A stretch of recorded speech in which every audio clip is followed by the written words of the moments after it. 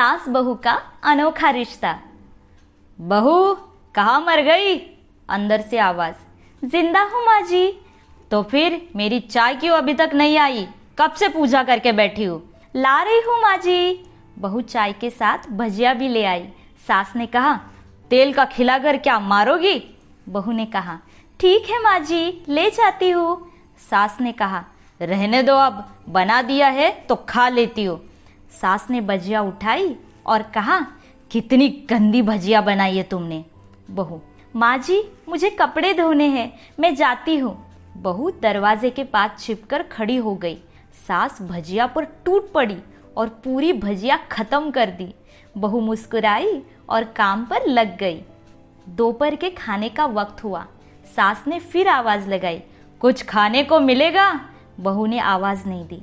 सास फिर चिल्लाई, भूखे मारोगी क्या? बहू आई सामने, खिचड़ी रख दी। सास गुस्से से, ये क्या है? मुझे इसे नहीं खाना, ले जाओ। बहू ने कहा, आपको डॉक्टर ने दिन में खिचड़ी खाने को कहा है, खाना तो पड़ेगा ही। सास मुंह बनाते हुए, हाँ तो मेरी माँ बन जा। बहू फिर मुस्कुराई और चली गई। आज इनके घर पूजा थी। बहू सुबह 4 बजे से उठ गई। पहले स्नान किया, फिर फूल लाई, माला बनाई, रसोई साफ की, पकवान और भोज बनाया। सुबह के 10 बज गए। अब सास भी उठ चुकी थी। बहू अब पंडित जी के साथ भगवान के वस्त्र तैयार कर रही थी। आज ऑफिस की छुट्टी थी। उनके पति भी घर पर थे। पूजा शुरू हुई। सास चिल्लाती, बहू ये नहीं, वो नहीं। बहू दौड़ी दौड़ी आती और सब करती। अब दोपहर के 3 बज गए थे। आरती की तैयारी चल रही थी। पंडित जी ने सबको आरती के लिए बुलाया और सबके हाथों में थाली दी। जैसे ही बहू ने थाली पकड़ी, थाली हाथों से गिर पड़ी। शायद भोज बनाते हुए बहू के हाथों में तेल लगा था, जिसे वो पोंछना भूल गई थी। सारे लोग तरह तरह की बातें करने लगे।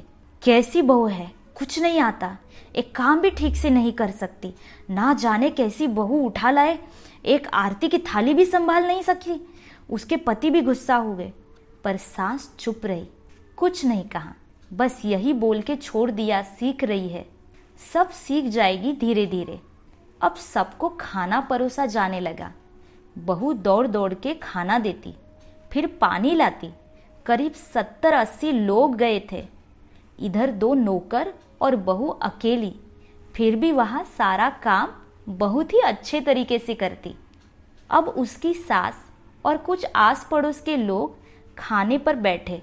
बहू ने खाना परोसना शुरू किया। सबको खाना दे दिया गया। जैसे ही पहला निवाला सास ने खाया, तुमने नमक ठीक नहीं डाला क्या? एक काम ठीक से नहीं कर सकती, पता नहीं मेरे बाद कैसे ये घर संभालेगी।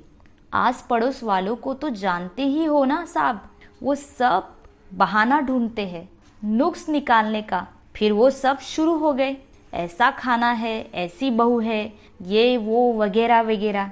दिन का खाना हो चुका था। अब बहू बर्तन साफ करने नौकरों के साथ लग गई। रात में जगराता का कार्यक्रम रखा गया था। बहू ने भी 1-2 गीत गाने के लिए स्टेज पर चढ़ी। सास जोर से चिल्लाई, मेरी नाक मत कटा देना, गाना नहीं आता तो मत गा, वापस आ जा। बहू मुस्कुराई और गाने लगी। सबने उसके गाने की तारीफ की, पर सास मुंह फुलाते हुए बोली, इससे अच्छा तो मैं गाती थी जवानी में, तुझे तो कुछ भी नहीं आता। बहू मुस्कुराई और चली गई। अब रात का खाना खिलाया जा रहा था। उसके पति के ऑफिस के दोस्त साइड में ही ड्रिंक करने लगे। उसका पति चिल्लाता, थोड़ा बर्फ लाओ, तो सास चिल्लाती, यहाँ दाल नहीं है। फिर चिल्लाता, कोल्ड ड्रिंक नहीं है, पापड़ ले आओ। इधर उधर आखिरी में उसके पति की शराब गिर पड़ी उसके एक दोस्त पर और बोलट टूट गई। पति गुस्से में धो झापड़ अपनी पत्नी को लगाते हुए कहता है, जाहिल कहीं की, देखकर नहीं सकती, तुझे इतना भी काम नहीं आता। सारे लोग देखने लगे। उसकी पत्नी रोते हुए कमरे की तरफ दौड़ी। फिर उसके दोस्तों ने कहा, क्या यार, पूरा मूड खराब कर दिया, यहाँ नहीं बुलाया होता, हम कहीं और पार्टी कर लेते। कैसी अनपढ़ गवार बीवी ला रखी है तूने, उसे तो मेहमानों की इज्जत और काम करना तक नहीं आता, तुमने तो हमारी बेइज्जती कर दी। अब आस पड़ोस की औरतों को और बहाना मिल गया था। वो कहने लगी, देखो क्या कर दिया तुम्हारी बहू ने, कोई काम की नहीं है।